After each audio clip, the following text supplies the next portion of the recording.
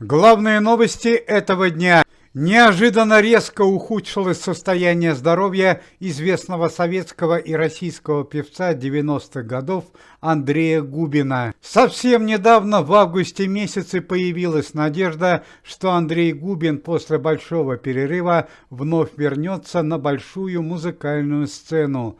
Но, судя по всему, долгожданное возвращение откладывается. Не так давно артист заявил, что у него серьезные проблемы со здоровьем. У него болит все тело, и состояние здоровья в общем ухудшается.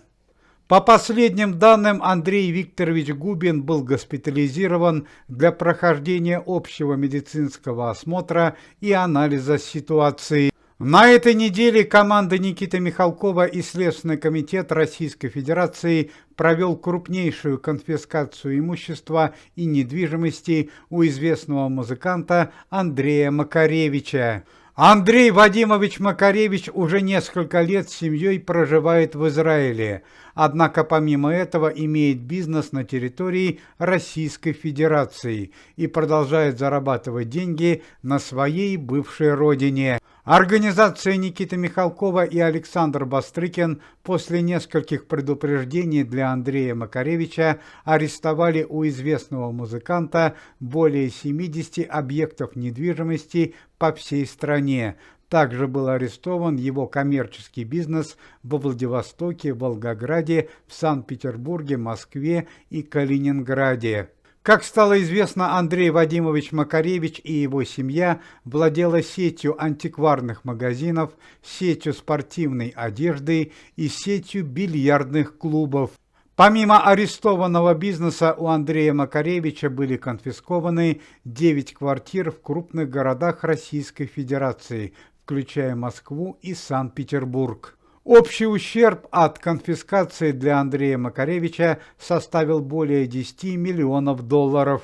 Сам известный музыкант Андрей Макаревич пока еще никак не комментировал данные события. Руководство антикоррупционного комитета в лице Никиты Михалкова, Александра Бастрыкина и актера Александра Домогарова направляются в город Ростов-на-Дону для проведения глобальной проверки. Это уже 4-я поездка сотрудников организации в данный регион. Цель поездки – выяснить отношения с местными властями, которые уже несколько месяцев открыто препятствуют работе филиалов комитета.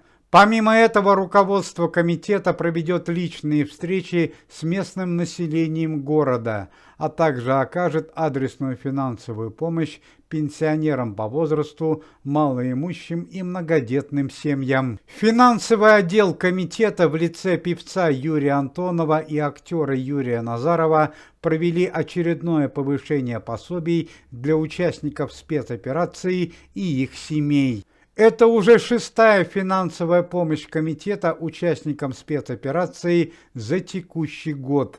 На этот раз социальные пособия будут увеличены на 11%. Сегодня в дневные часы в Большом музыкальном зале города Москвы арестовали известного певца Филиппа Бедросовича Киркорова и уже 2-й раз за сутки доставили в полицейский участок для допроса. Пока на данный момент Филипп Киркоров проходит по делу как подозреваемый, однако, по словам сотрудников Следственного комитета, если будут необходимые доказательства, статус известного певца может измениться на обвиняемого. Напомним, что чрезвычайное событие произошло еще несколько дней назад. При весьма странных и таинственных обстоятельствах погиб учитель физкультуры Московской элитной гимназии, бывший участник спецоперации Степан Фонарев. Странность данного события заключается в том, что за несколько дней до смерти учителя физкультуры у Филиппа Киркорова и Степана Фонарева возник конфликт. Сын Филиппа Киркорова Мартин, который обучался в данной гимназии, пожаловался своему отцу на учителя физкультуры, и Филипп Бедросович решил прийти в гимназию и выяснить отношения с преподавателем физкультуры. На данный момент дальнейшая судьба Филиппа Бедросовича неизвестна, однако появилась достоверная информация, что Филиппу Киркорову запрещен выезд из города, пока ведется следствие.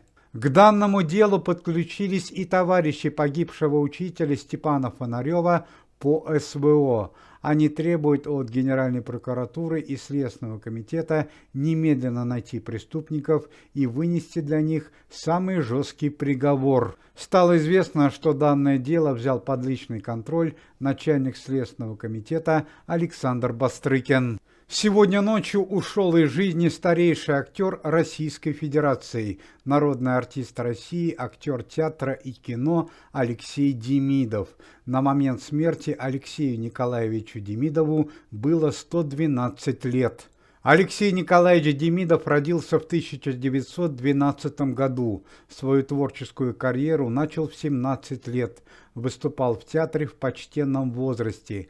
Последний раз участвовал в театральном спектакле в 92 года. За плечами легендарного артиста более 200 ролей в театре и кино.